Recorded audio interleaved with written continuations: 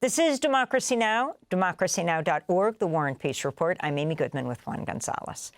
A group of United Nations experts say U.S. strikes targeting boats in the Caribbean off the coast of Venezuela amount to extrajudicial executions. In recent weeks, the U.S. has struck 7 boats claiming they were being used to traffic drugs. But the U.S. has offered no proof to back up its claim. The UN experts said, quote, "These moves are an extremely dangerous escalation with grave implications for peace and security in the Caribbean region," unquote. This comes as President Trump's authorized the CIA to carry out lethal covert operations inside Venezuela. The CIA has also reportedly played a central role in the boat attacks as well. Tensions are also escalating between the U.S. and Colombia after the Colombian President Gustavo Petro accused the U.S. of committing murder for killing a Colombian fisherman in one attack in mid-September. President Trump responded by calling Petro a lunatic and a, quote, "illegal drug leader," unquote. Trump also threatened to cut off foreign aid to Colombia and raise tariffs on Colombian goods. Petro then responded by writing, "Trying to promote peace in Colombia is not being a drug trafficker," unquote. This is Petro speaking Tuesday. I am making no mistake by speaking to the world from Colombia, because what I am demonstrating is that Colombia is the heart of the world, and aggression against Colombia is aggression against the heart of the world. I call on the world to help us. Before, I called on the world to help Palestine. Now, us. Because they want to attack us, and they are mafia members, and Trump is believing them. We're joined right now by 3 guests. Guillaume Long is former Minister of Foreign Affairs for Ecuador. He's a senior research fellow at the Center for Economic and Policy Research. Earlier this year, he wrote a piece in The Nation headlined, "The Trump Administration Unabashedly Embraces the Monroe Doctrine." He'll talk about an Ecuadorian survivor of one of the bombings. We're also joined by Manuel Rosenthal, a Colombian physician and activist with more than 40 years of involvement in grassroots political organizing with youth, indigenous communities, and urban and rural social movements. He's been exiled several times for his political activities. Manuel is part of the group Pueblos en Camino, or People on the Path. But we begin with Daniel García-Peña, Colombia's ambassador to the United States, who was just recalled to Bogotá as tensions rise with the U.S. He previously served as Colombia's High Commissioner for Peace from 1995 to 98. García-Peña also taught political science at the National University in Bogotá, Colombia.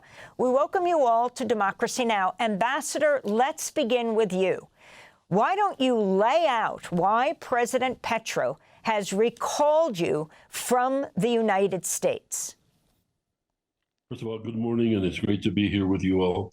No, it has to do with the statements on the part of President Trump this weekend that, first of all, accused President Petro of being the head of a drug cartel, threatened that if Colombia did not stop the flow of cocaine, that he would do it himself.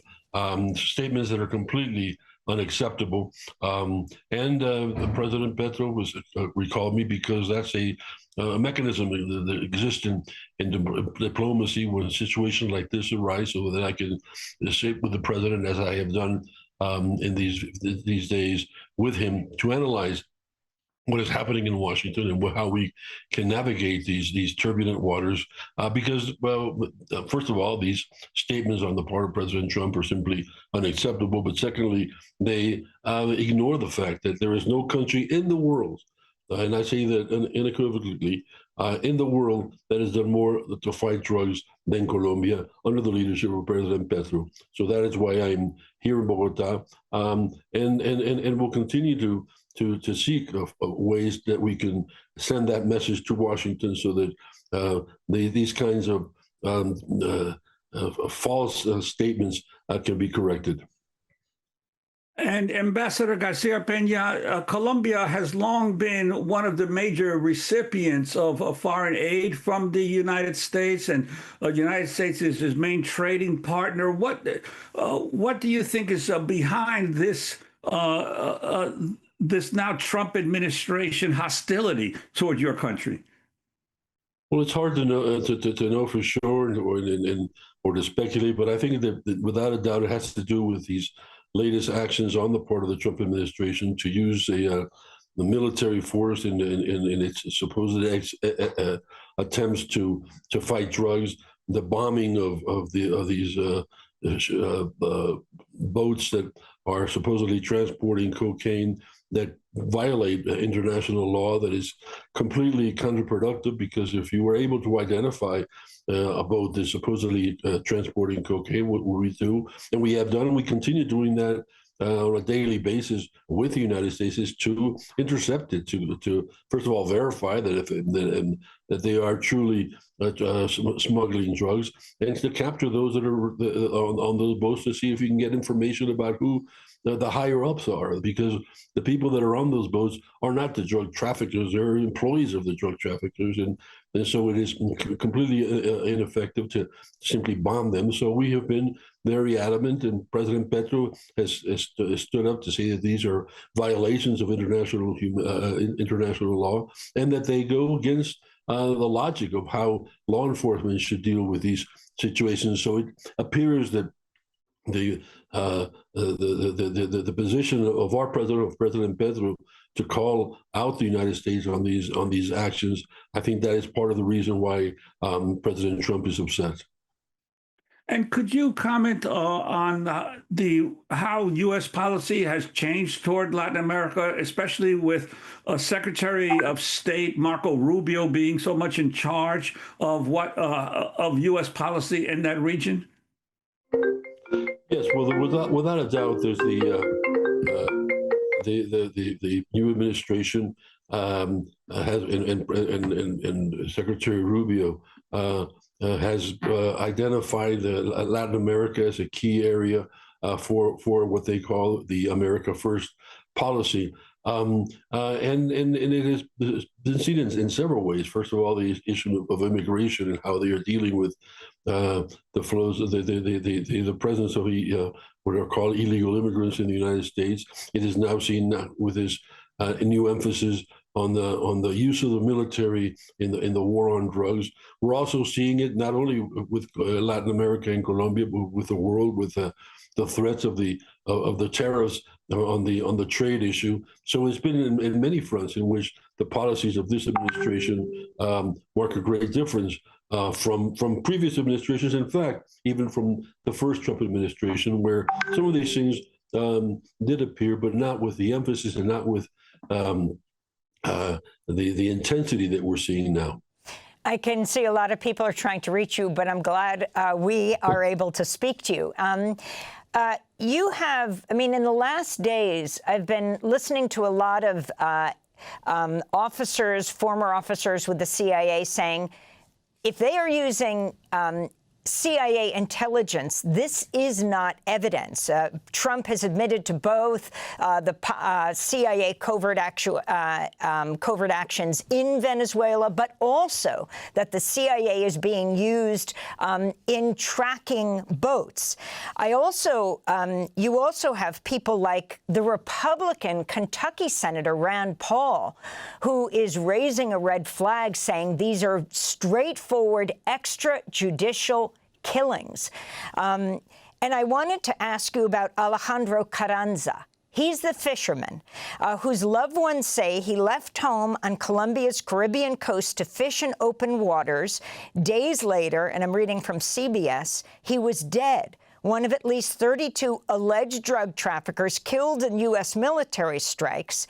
From Santa Marta, northern Colombia, Carranza's family is questioning White House claims that he was carrying narcotics aboard a small vessel that was targeted last month.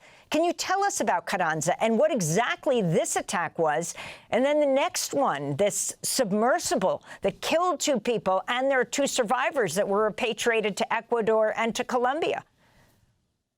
That's a great question, because it indicates how when you blow the boats up with the evidence or to find out exactly what was on the boat or what they were doing, well, it disappears along with the boat in the middle of the ocean. So what we have been demanding is information as to, and then not only Colombia, Senator Rand Paul is right on the money to demand from the administration these kinds of explanations, because even if they were, in fact, carrying drugs, the procedure is to capture them, to seize them, to arrest them, and to find information about who was behind them and not blowing them up. So what we are seeing here is something that is really going beyond what has been the normal procedure and what international law establishes. But the case of the two of the Colombian and the Ecuadorian that were repatriated is very indicative of the fact that there's a great legal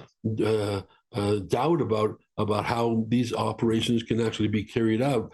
The Colombian and the Ecuadorian that survived the attack were on a Navy ship, and they were in a quandary. They had no, they didn't know what to do with them, because even though the Trump administration claims that this is an act of war and that these should be treated as enemy combatants, there's absolutely no substance to that claim, and so they were had to be repatriated because they were simply unable to find legal way of maintaining them, or as enemy combatants, as they originally said, or just as drug traffickers if they were accused, but there was no legal basis for this. So that's, I think, a clear indication how there are questions, and very severe questions, about what is happening.